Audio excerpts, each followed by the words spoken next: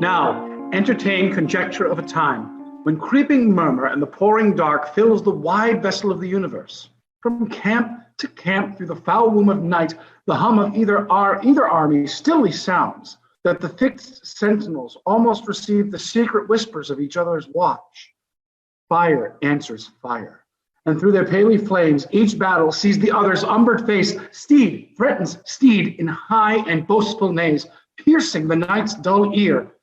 And from the tents, the armorers, accomplishing the nights, with busy hammers closing rivets up, giving dreadful note of preparation.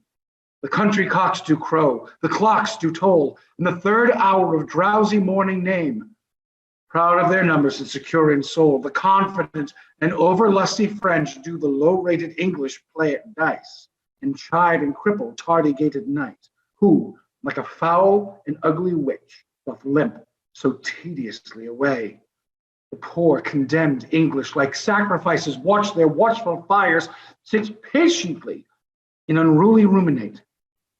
The morning's danger, and their gesture sad, investing lank, lean, sheiks in war-worn coats presented them unto the gazing moon. So many horrid ghosts. Now, who will behold the royal captain of this ruined band, walking from watch to watch, from tent to tent? Let him cry, praise glory on his head! For forth he goes and visits all his host, bids them all good morrow with a modest smile, and calls them brothers, friends, and countrymen. Upon his royal face there is no note how dread an army hath enrounded him, nor doth he dedicate one jot of color unto the weary and all-watched night, but freshly looks, and all bears a taint with cheerful semblance and sweet majesty, that every wretch pining and pale before him, beholding him, plucks comfort from his looks. The largesse universal like the sun, his liberal eye doth give to every one, thawing cold fear that mean and gentle all behold, as may unworthiness define, a little touch of Harry in the night. And so our scene must to the battle fly, where, oh, for pity, we shall much disgrace with 4 or 5 most vile and ragged foils, right ill disposed in brawl ridiculous, the name of Agincourt. Yet sit and see, minding true things by what their mockeries be. Act 4, Scene 1, the English camp at Agincourt. Enter Henry, Bedford, and Gloucester. Gloucester, 'tis true that we are in great danger. The greater, therefore, should be our courage. Good morrow, brother Bedford. God Almighty, there is some soul of goodness in things evil, would men observingly distill it out. For our bad neighbor makes us early stirrers, which is both healthful and good husbandry. Besides, they are our outward consciences and preachers to us all, admonishing we should dress our fairly for our end. Thus we may gather honey from the weed and make a moral of the devil himself. Good morrow, old Sir Thomas Erpingham. A good soft pillow for that good white head were better than a churlish turf of France. Not so, my liege. His lodging likes me better, since I may say, now lie I like a king. 'Tis good for men to love their present pains upon example, so the spirit is eased. And when the mind is quickened out of doubt, the organs through defunct, and though defunct and dead before, break up their drowsy grave and newly move, which casted slough and fresh legerity. Lend me thy coat, Sir Thomas.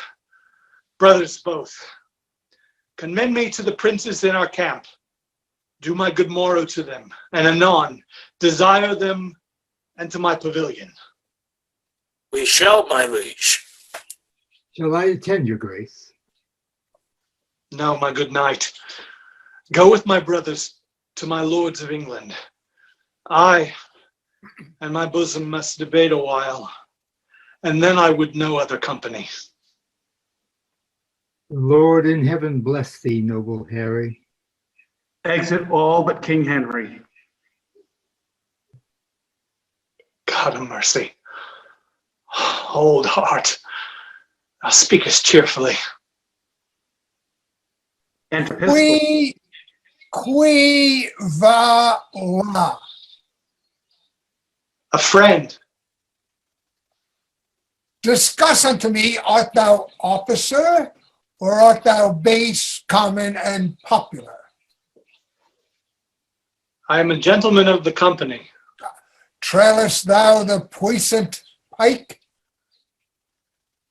Even so. What are you? As good a gentleman as the emperor. Then you are better than a king. The king's a bawcock and a heart of gold, a lad of life, an imp of fame, of parents good, of fist most valiant. I kiss his dirty shoe, and from heartstring I love the lovely bully. What is thy name? Harry. Leroy. Leroy? A Cornish name. Art thou of Cornish crew? No. I'm a Welshman. Oh, knowest thou Llewellyn? Yes. No, tell him I'll knock his leek about his pate upon St. David's Day. Do you not wear your dagger and your cap that day, lest he knock that about yours? Art thou his friend?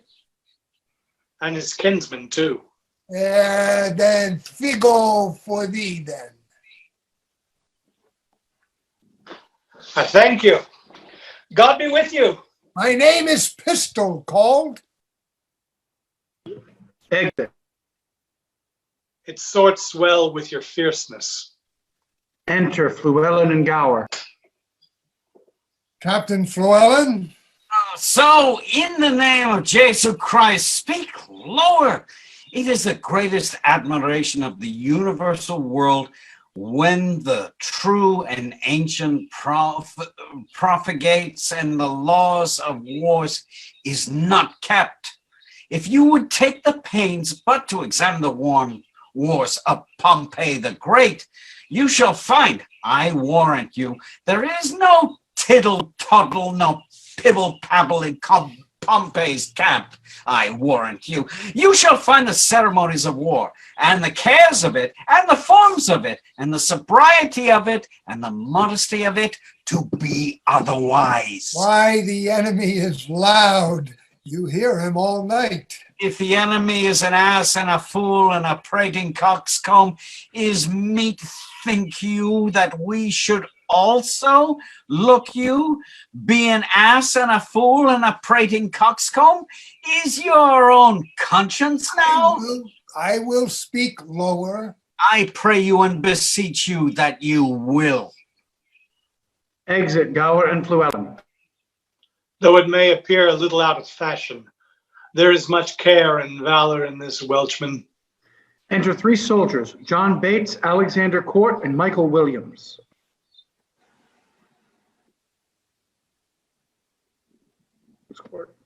Brother John Bates, is not that the morning which breaks yonder? I think it be, but we have no great cause to desire the approach of day.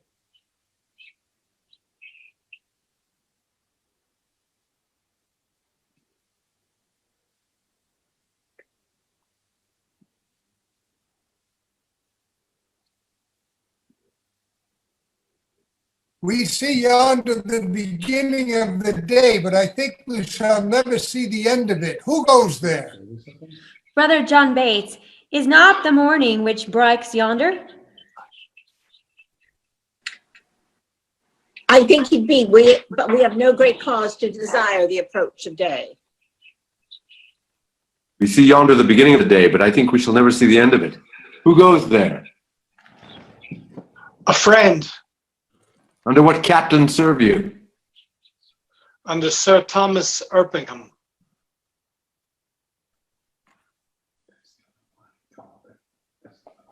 a good old commander, and a most kind gentleman. I pray you, what thinks he of our estate? Even as men wrecked upon a sand that looked to be washed off the next tide. He hath not told his thought to the king. No, nor is it not meet he should. For though I speak it to you, I think the king is but a man, as I am. The violet smells to him as it doth to me. The element shows to him as it doth to me. All his senses have but human conditions.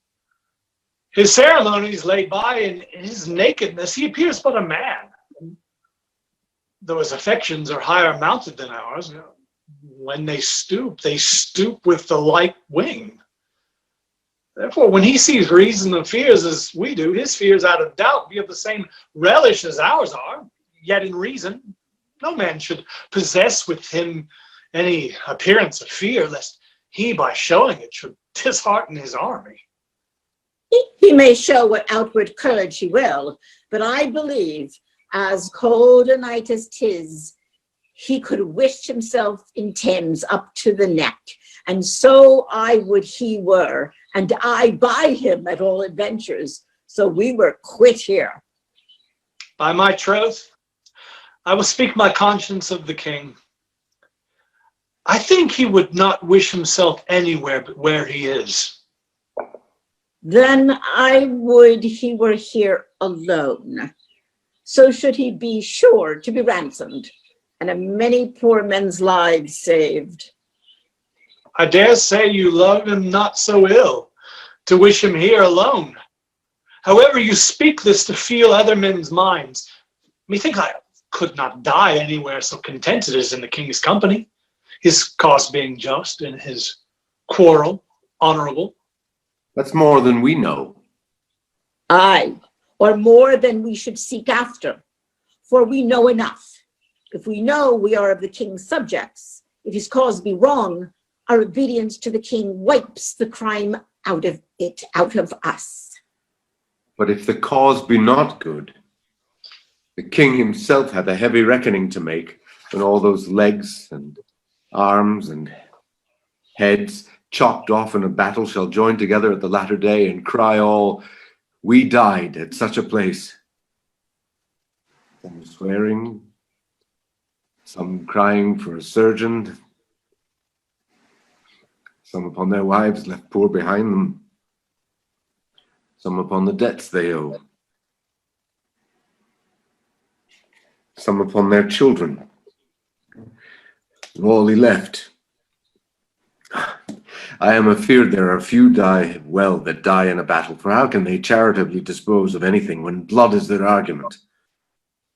Now, if these men do not die well, it will be a black matter for the king that led them to it, who to disobey were against all proportion of subjection. So, if a son that is by his father sent about merchandise do sinfully miscarry upon the sea, the imputation of his wickedness by your rule should be imposed upon his father that sent him. Or if a servant, under his master's command, transporting a sum of money, be assailed by robbers and die in many irreconciled iniquities, you may call the business of the master the author of the servant's damnation. This is not so. The king is not bound to answer the particular endings of his soldiers, the fathers of his son, nor the master of his servant. For they purpose not their death when they purpose their services. Besides, there is no king, be his cause never so spotless, if it come to the arbitrament of swords, can try it out with all unspotted soldiers. Some peradventure have on them the guilt of premeditated and contrived murder. Some of beguiling virgins and the broken seals of perjury. Some making the wars their bulwark, that have before gored the gentle bosom of peace with pillage and robbery. Now, if these men have defeated the law and outrun native punishment, though they can outstrip men, they have no wings to fly from God. War is his beetle. War is vengeance. So that here men are punished for before breach. So that here men are punished for before breach of the king's laws, and now the king's quarrel. Where they feared the death, they have borne life away. And where they would be safe, they perish. And if they die unprovided, no more is the king guilty of their damnation than he was before guilty of those impieties for which they are now visited. Every subject's duty is the king's, but every subject's soul is his own. Therefore should every soldier in the wars do as every sick man in his bed, wash every mote out of his conscience, and dying so, death is to him advantage, or not dying. The time was blessedly lost wherein such preparation was gained. And in him that escapes, it were not sin to think that making God so free an offer, he let him outlive that day to see his greatness and to teach others how they should prepare. 'Tis certain, every man that dies ill, the ill is upon his head. The king is not to answer to it. But I do not desire he should answer for me, and yet I determined to fight lustily for him. I heard myself heard the king say he would not be ransomed. Aye, he said so to make us fight cheerfully. But when our throats are cut, he may be ransomed, and we none the wiser. If I live to see it, I will never trust his word after. You pay him then! That's a perilous shout out of an elder gun that a poor in private displeasure can do against a monarch. You may as well go about to turn the sun to ice with fanning in his face with a peacock's feather. He'll never trust his word after. Come, 'tis a foolish saying. Your reproof is something too round. I should be angry with you if the time were convenient. Let it be a quarrel between us, if you live. I embrace it. How shall I know thee again? Give me any gauge of thine, and I will wear it in my bonnet. Then, if ever thou darest acknowledge it, I will make it my quarrel. Here is my glove. Give me another of thine. There. This will I also wear in my cap. If ever thou come to me and say after tomorrow, this is my glove, by this hand I will take thee a box on the ear. If I ever live to see it, I will challenge it. Thou darest as well be hanged. Well, I will do it, though I take thee in the king's company. Keep thy word. Fare thee well. Be friends, you English fools, be friends. We have French quarrels now, if you could tell how to reckon. Indeed, the French may lay 20 French crowns to one. They will beat us, for they bear them on their shoulders. There's no English treason to cut French crowns, and tomorrow the king himself will be a clipper. Exit, soldiers. Upon the king, let us our lives, our souls, our debts, our careful wives, our children and our sins lay on the king. We must bear all. Oh, hard condition, twin-born with greatness, subject to the breath of every fool, whose sense no more can feel but his own ringing. What infinite heart's ease must kings neglect that private men enjoy? What if kings that privates have not too, save ceremony, save general ceremony? What art thou, thou idle ceremony? What kind of God art thou that sufferest more of mortal griefs than do thy worshippers? What are thy rents? What are thy comings in? Oh, ceremony, show me but thy worth. What is thy soul of adoration? Art thou aught else but place, degree, and form, creating awe and fear in other men? Wherein thou art less happy being feared than they in fearing? What drinkst thou oft instead of homage sweet, but poisoned flattery? Oh, be sick, great greatness, and bid thy ceremony give thee cure. Think'st thou the fiery fever will go out with titles blown from adulation? Will it give place to flexure and low bending? Canst thou, when thou command'st the beggar's knee, command the health of it? No.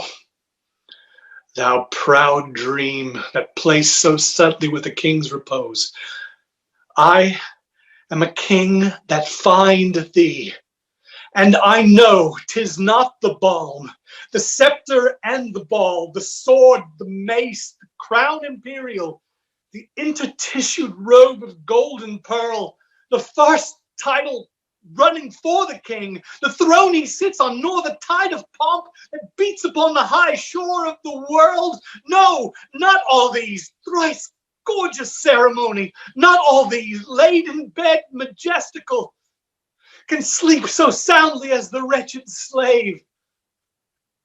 With a body filled and vacant mind gets him to rest, crammed with distressful bread that never sees horrid night, child of hell. But like a lackey from the rise to set, sweats in the eye of Phoebus, and all night sleeps in Elysium.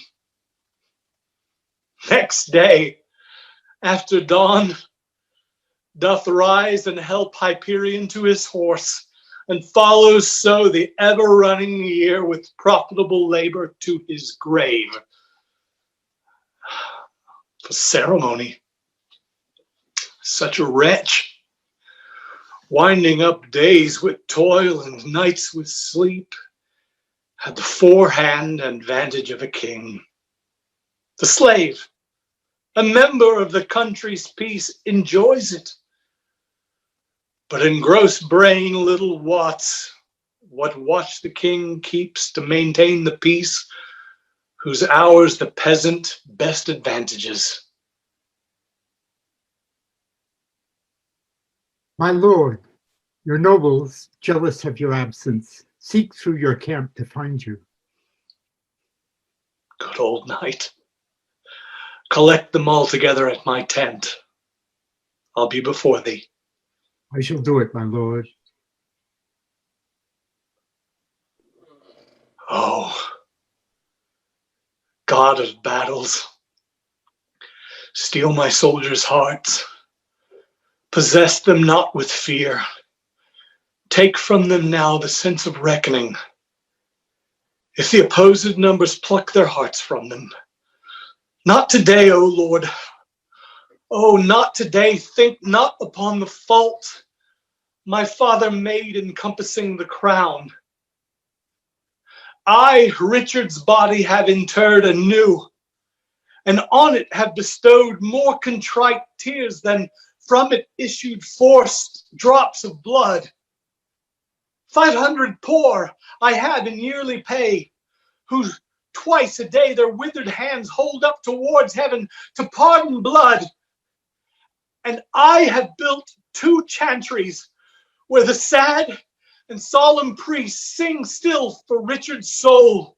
More will I do, though all that I can do is nothing worth, since that my penitence comes after all, imploring pardon.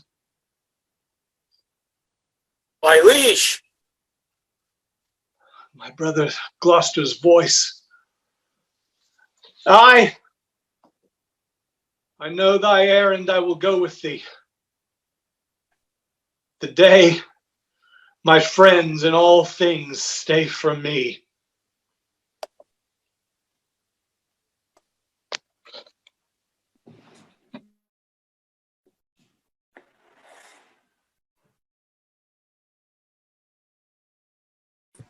Act 4, Scene 2, the French camp. The sun doth gild our armor, up, my lords. Monte cheval, my horse, valet la croix, ha! O brave spirit. Via les yeux éthers. Rien puis l'air et l'affût. Ciao, cousin Orleans. Now, my Lord Constable. Hark, how our steeds for present service neigh. Mount them and make incision in their hides, that their hot blood may spin in English eyes, and doubt them with superfluous courage. Ha! What? Will you have them weep our horses' blood? How shall we then behold their natural tears? Enter a messenger. The English are embattled, you French peers. To horse, you gallant princes, straight to horse. Do but behold yon poor and starved band, and your fair show shall suck away their souls, leaving them but the shales and husks of men. There is not work enough for all our hands, scarce blood enough in all their sickly veins to give each naked curtle-axe a stain, that our French gallants shall today draw out, and sheathe for lack of sport. Let us but blow on them. The vapor of our valor will overturn them. 'Tis positive gainst all exceptions, lords, that our superfluous lackeys and our peasants, who in unnecessary actions swarm about our squares of battle, were enough to purge this field of such a hilding foe. Though we look upon this mountain's basis took stand for idle speculation, but that our honors must not.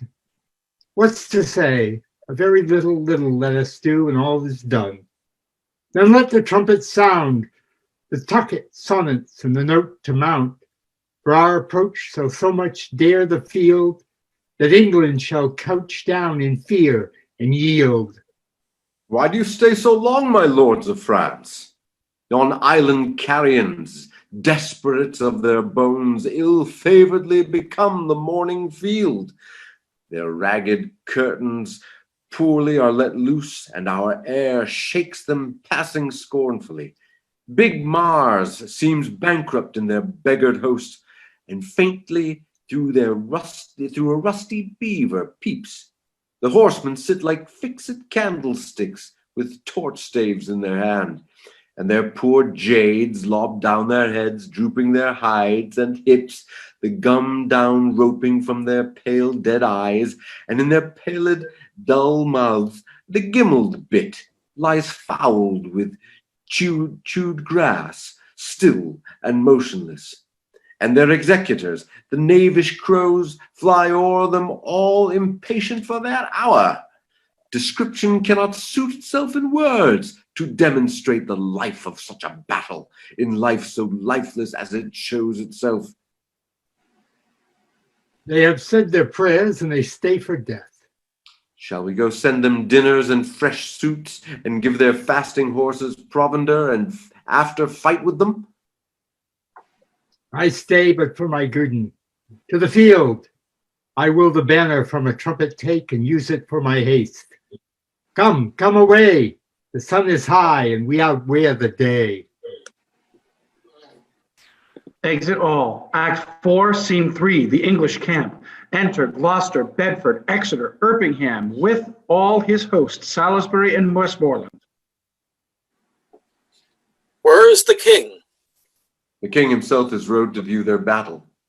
A fighting men they have full 70,000. There's 5 to 1.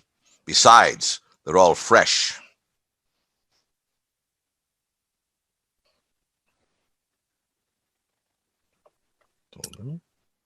Do we have a Salisbury? I'll do that. God's arms strike with us. 'Tis a fearful odds. God be with you, princes all. I'll to my charge. If we no more meet till we meet in heaven, then joyfully my noble Lord of Bedford, my dear Lord Gloucester, and my good Lord Exeter, and my kind kinsmen, warriors all, adieu. Farewell, good Salisbury, and good luck go with thee. Farewell, kind lord, fight valiantly today. Yet I do thee wrong to mind thee of it, for thou art framed of the firm truth of valor.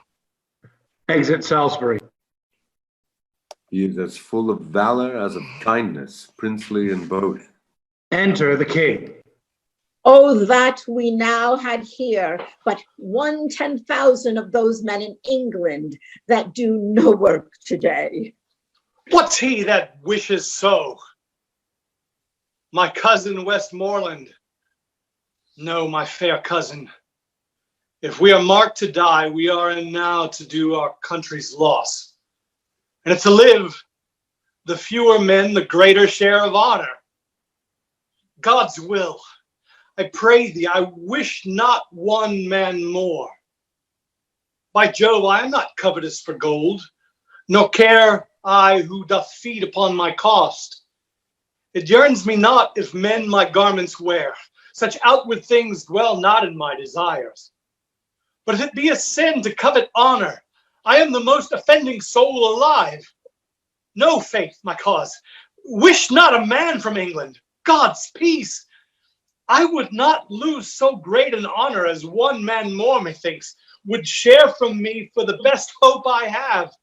Oh, do not wish one man more. Rather proclaim it, Westmoreland, through my host, that he which hath no stomach to this fight, let him depart. His passport shall be made, and crowns for convoy put into his purse. We would not die in that man's company that fears his fellowship to die with us. This day is called the Feast of Crispian.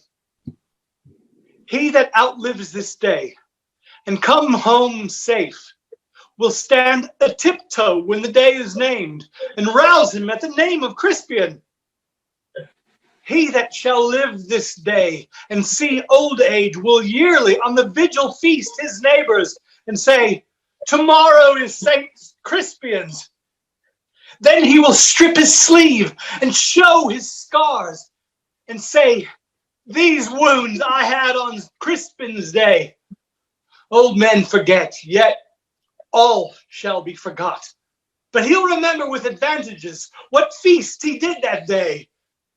Then shall our names, familiar in his mouth as behold words, Harry the King, Bedford and Exeter, Warwick and Talbot, Salisbury and Gloucester, be in their flowing cups freshly remembered.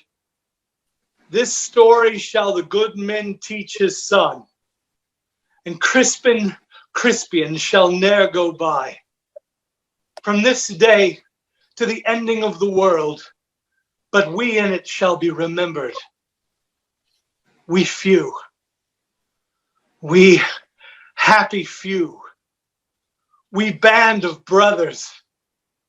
For he today that sheds his blood with me shall be my brother, be he ne'er so vile. This day shall gentle his condition, and gentlemen in England now abed shall think themselves accursed they were not here, and hold their manhoods cheap, whiles any speaks that fought with us this Saint Crispin's day. Re-enter Salisbury. My sovereign lord, bestow yourself with speed. The French are bravely in their battle set, and will with all expedients charge on us. All things are ready, if our minds be so. Perish the man whose mind is backward now. Thou dost not wish more help from England, cause? God's will, my liege. Would you and I alone, without more help, could fight this royal battle?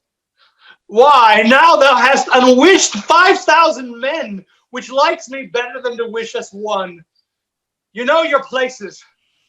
God be with us all. Enter Montjoy.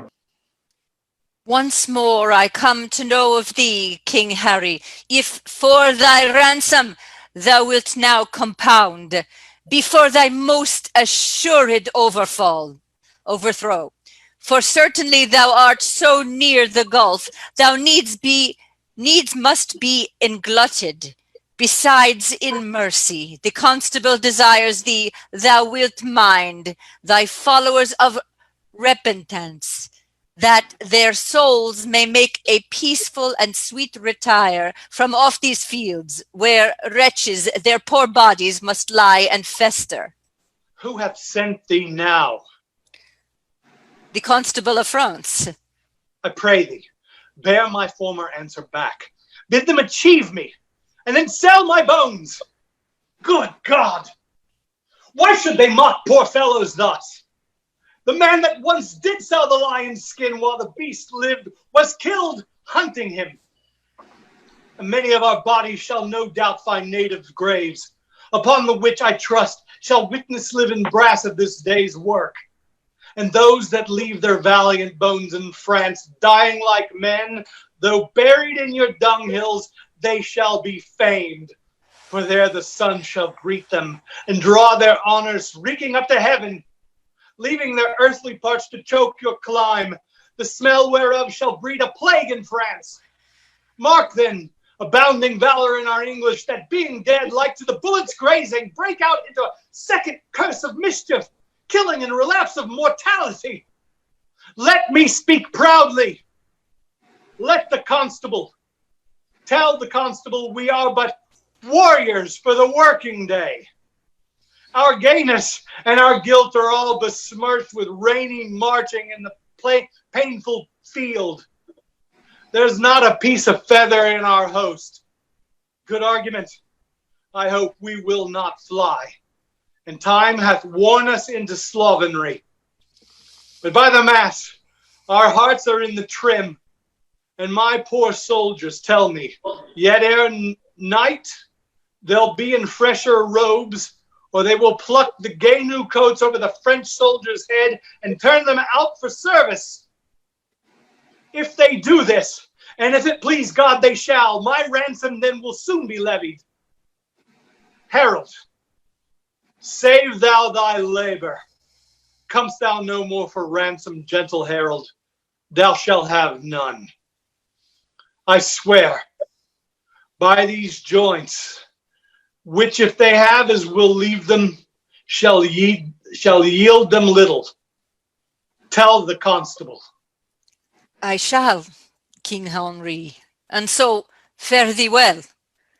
Thou never shalt hear herald any more. Exit. I fear thou once more come against for ransom.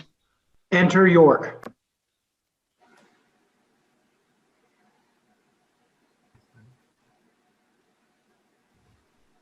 My lord, most humbly on my knee I beg the leading of the Valois. Take it, brave York. Now, soldiers, march away, and how thou pleaseth. God dispose the day. Exit. Act 4, Scene 4, the field of battle. Yield, cur. J'ai pas encore vu artisan du Bourbon-Curry. Qualtate cami custumi. Art thou a gentleman? What is thy name? Discuss. Also, je do. Oh, Senor Du. Should be a gentleman, huh? Perpend my words, oh, Senor Du and Mark. Senor Du, thou diest on point of fox, except, O Signor, thou do give to me egregious ransom. Apprenez-moi rendu. Ayez pitié de moi. Moi shall not serve. I will have 40 mois, or I will fetch thy rim out of thy throat in drops of crimson blood.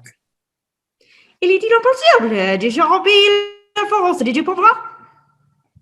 Braska, thou damned and luxurious mountain goat, offers me brass?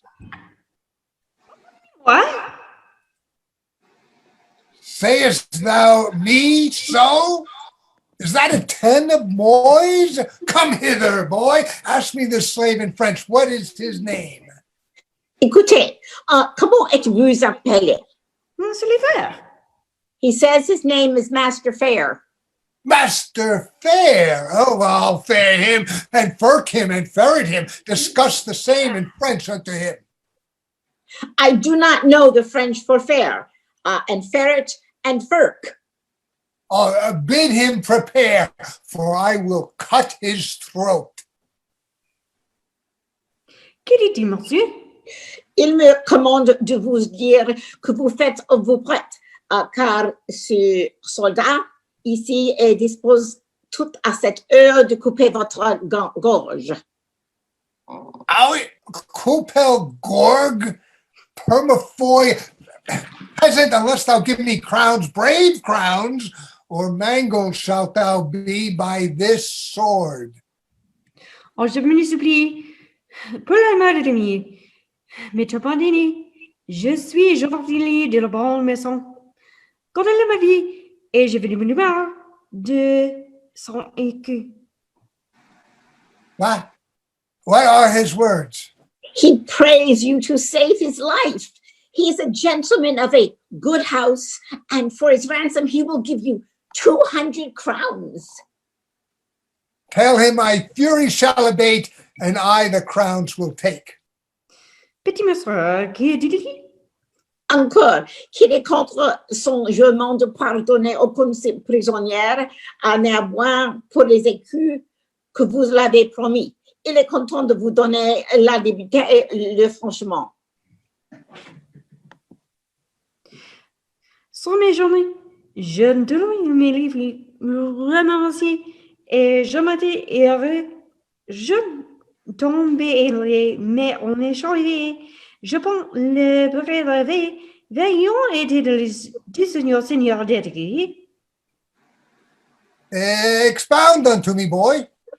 He gives you upon his knees 1,000 thanks, and he esteems himself happy that he has fallen into the hands of one, as he thinks, the most brave, valorous, and thrice worthy Seigneur of England. As I suck blood, I will some mercy show. Follow me. Suivez-vous le grand capitaine. Exit pistol in the soldier. I did not know so full a voice issue from so empty a heart, but the saying is true. The empty vessel makes the greatest sound. Bardolph and Nym had 10 times more valor than this roaring devil, the old play that everyone may parry his nails with wooden dagger, and they are both hanged. And so would this be, if he durst steal anything adventurously. I must stay with the lackeys with the luggage of our camp. The French might have a good prey of us, and if you knew of it, for there is none to guard it but boys. Exit. Act 4, Scene 5, another part of the field.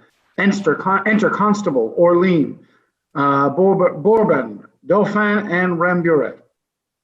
Oh, diable! Oh, Seigneur, le jour est perdu, tout est perdu. All is confounded, all. Mortal reproach and everlasting shame sits mocking in our plumes. Oh, mon santé, fortune. Do not run away. A short alarm. Why, all our ranks are broke. Oh, perdurable shame. Let's stab ourselves. Be these the wretches that we have played at dice for? Is this the king we sent to for his ransom?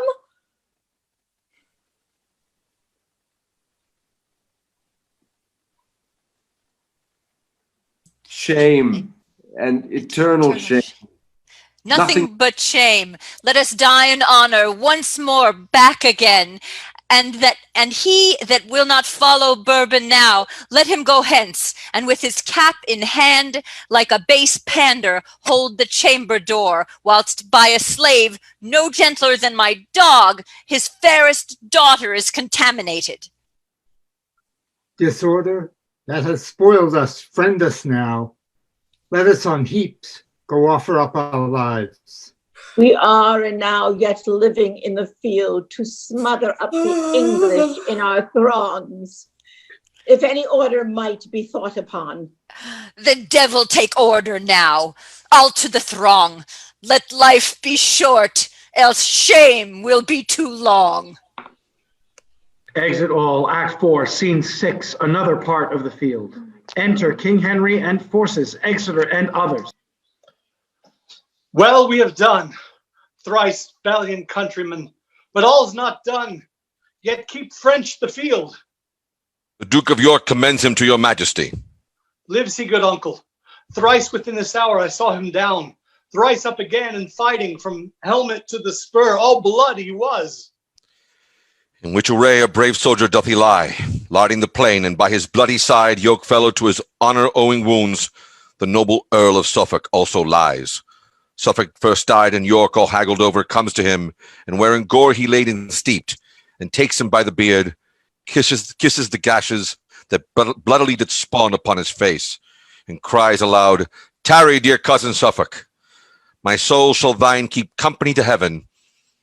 Tarry, sweet soul, from mine, then fly abreast, as in this glorious and well-foughten field we kept together in our chivalry." Upon these words I came and cheered him up. He smiled me in the face, wrought me his hand, and with feeble gripes says, "Dear my lord, commend my service to me sovereign." So did he turn, and over Suffolk's neck he threw his wounded arm and kissed his lips. And so espoused to death, with blood he sealed, a testament of noble ending love, the pretty and sweet manner of it forced. Those waters from me, which I would have stopped, but I had not so much man in me, and all my mother came into my eyes, and gave me up to tears. I blame you not. For hearing this, I must perforce compound with mistful eyes, or they will issue too. But hark, what new alarm is this? The French have reinforced their scattered men. Then every soldier kill his prisoners. Give the word through. Exit. Act 4, Scene 3, another part of the field. Enter Llewellyn and Gower. Kill the boys and the luggage. 'Tis expressly against the laws of arms. 'Tis an arrant a piece of knavery, mark you now, as can be offered. In your conscience now, is it not? 'Tis certain there's not a boy left alive, and the cowardly rascals that ran from the battle have done this slaughter. Besides, they have burned and carried away all that was in the king's tent, wherefore the king most worthily hath caused every soldier to cut his prisoner's throat. Oh, 'tis a gallant king. Aye, he was born at Monmouth, Captain Gower. What call you the town's name where Alexander the Pig was born? Alexander the Great. Why, I pray you, is not pig great? The pig or the great or the mighty or the huge or the magnanimous are all one reckoning, save the phrase in little variations. I think Alexander the Great was born in Macedon. His father was called Philip of Macedon, as I take it. I think it is in Macedon where Alexander is born. I tell you, Captain, if you look in the maps of the world, I warrant you shall find in comparisons between Macedon and Monmouth that the situation, look you, is both alike. There's a river in Macedon. There is also, moreover, a river in Monmouth. It is called a Wye in Monmouth, but it is out of my brains what is the name of the other river. But 'tis all one. 'Tis alike as my fingers to my fingers, and there is summons in both. If you think Alexander's life well, Harry of Monmouth's life is come after it indifferent well. For there is figures in all things, Alexander. God knows, and you know, in his rages, in his furies, in his wrath, and in his colors, and in his moods, and in his displeasures, and his indignations, and also being little intoxicates in his praying stead, in his ails and angers, look you kill his best friend Cletus.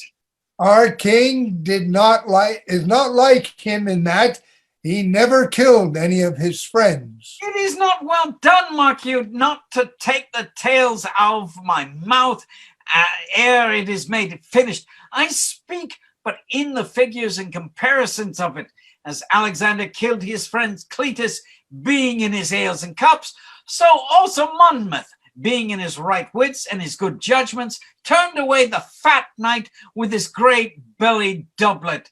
He was full of jests and jipes and knaveries and mockeries, and I forget his name. Sir John Falstaff. And that is he. I tell you, there is a good man born in Monmouth. Here comes his majesty. Alarum, enter King Henry and forces, Warwick, Gloucester, Exeter, and others. I was not angry since I came to France until this instant. Take a trumpet, herald. Ride thou unto the horsemen on yon hill. If they will fight with us, bid them come down, or void the field. They do offend our sight. If they'll do neither, we will come to them and make them scurry away, as swift as stones in force from the old Assyrian slings. Besides, we'll cut the throats of those we have, and not a man of them that we shall take shall taste our mercy. Go and tell them so. Enter Montjoy. Here comes the herald of the French, my liege. His eyes are humbler than they used to be. How now? What means this, herald? Knowest not thou I have fined the bones of mine for ransom?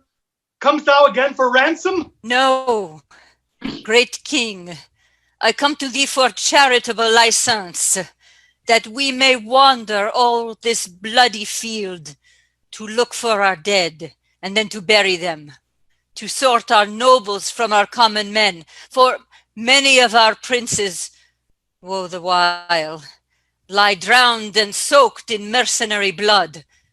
So do our vulgar drench their peasant limbs in blood of princes, and their wounded steeds fret fetlock deep in gore, and with wild rage yerk their armed keels at their dead masters, killing them twice. Oh, give us leave, great king, to view the field in safety and dispose of their dead bodies. I tell thee truly, herald, I know not if the day be ours or no. For yet many of your horsemen peer and gallop over the field. The day is yours. Praise be God, and not our strength for it. What is this castle called that stands hard by? They call it Agincourt. Then call we this the field of Agincourt, fought on the day of Crispin Crispianus. Your grandfather of famous memory, and please your majesty, and your great uncle Edward the Plaque, Prince of Wales, as I have read in the chronicles, fought a most brave battle here in France. They did, Fluellen. Your majesty says very true, if your majesty is remembered of it. The Welshmen did good service in the garden where leeks did grow, wearing leeks in their Monmouth hats, which your majesty know to this hour is an honorable badge of the service, and I do believe your majesty takes no scorn to wear the leek on St. Tavi's Day. I wear it for a memorable honor, for I am Welsh, you know, my countrymen. All the water in the Wye cannot wash your majesty's Welsh blood out of your body. I can tell you that. God bless it and preserve it as long as it pleases his grace and his majesty too. Thanks, my good countryman. By Jesu, I'm your majesty's countryman. I care not who knows it. I shall confess it all to the world. I need not be ashamed of your majesty, praise God, so long as your majesty is an honest man. God keep me so. Our heralds go with him. Bring me just notice of the numbers dead on both our parts. Call yonder fellow hither. Prince Soldier. Williams, exit heralds with Montjoy. Soldier, you must come to the king. Soldier, why wearest thou that glove in thy cap? And please your majesty, 'tis the gage of one that I should fight withal if he were alive, if he be alive. An Englishman? And please your majesty, a rascal that swaggered with me last night, who, if he live and ever dare to challenge this glove, I have sworn to take him a box of the ear. Or if I can see my glove in his cap, which he swore as he was a soldier he would wear if he had lived, I will strike it out soundly. What think thou, Captain Llewellyn? Is it fit this soldier should keep his oath? He is a craven and a villain, else ain't please your majesty in my conscience. It may be his enemy is a gentleman of great sort, quite from the answer of his degree. Though he be as good a gentleman as the devil is, as Lucifer and Beelzebub is, it is necessary, look your grace, that he keep his vow and his oath. If he be perjured, see you now, his reputation is arrant as a villain and a jacksauce, as ever his black shoe trod upon God's ground, and his earth in my conscience. And keep thy vow, Sirrah, when thou meetest the fellow. So I will, my liege, as I live. Who servest thou under? Under Captain Gower, my liege. Gower is a good captain, and his good knowledge and a literature in the wars. Call him to me hither, soldier. I will, my liege. Here, Llewellyn, wear thou this favor for me and stick it in thy cap. When Alençon and myself were drawn down together, I plucked this glove from his helm. If any man challenge this, he is a friend to Alençon and an enemy to our person. If thou encounter any such, apprehend him, and thou dost me love. Oh, your grace does me a great honors, as can be desired in the hearts of his subjects. I would fain see the man that has but 2 legs, that shall find himself aggrieved at this glove. That is all. But I would fain see it at once, and please God of his grace that I might see it. Knowest thou Gower? He is my friend, and please you. Pray thee, go seek him, and bring him to my tent. I will fetch him. My lord of Warwick, and my brother Gloucester, follow Llewellyn closely at the heels. The glove which I have given him for a favor may happily purchase him a box in the ear. It is the soldier's. I by bargain should wear it myself. Follow, good cousin Warwick. If that soldier strike him as I judge by his blunt bearing, he will keep his word. Some sudden mischief may arise of it. For I do know Llewellyn valiant and touched with choler, hot as gunpowder, and quickly will return an injury. Follow, and see there be no harm between them. Go you with me, Uncle Exeter. Exit. Act 4, Scene 8, before King Henry's pavilion. Enter Gower and Williams. I warrant it is tonight, you captain. God's will and his pleasure, Captain, I beseech you. Now, come apace to the king. There is more good towards you, peradventure, than it is your knowledge to dream of. Sir, know you this glove? Know the glove?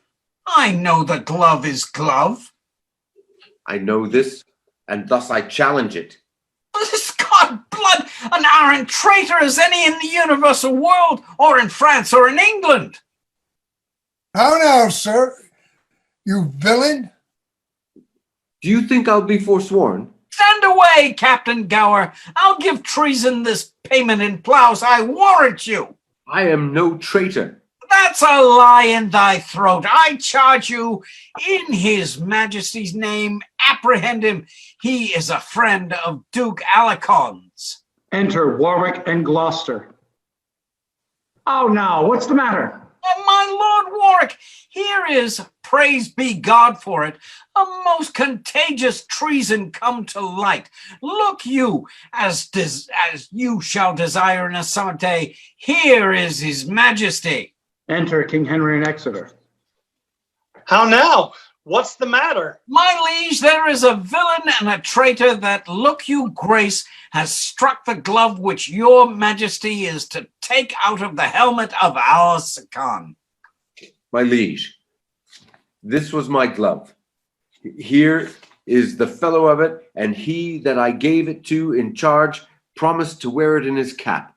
I promised to strike him if he did. I met this man with my glove in his cap, and I have been as good as my word.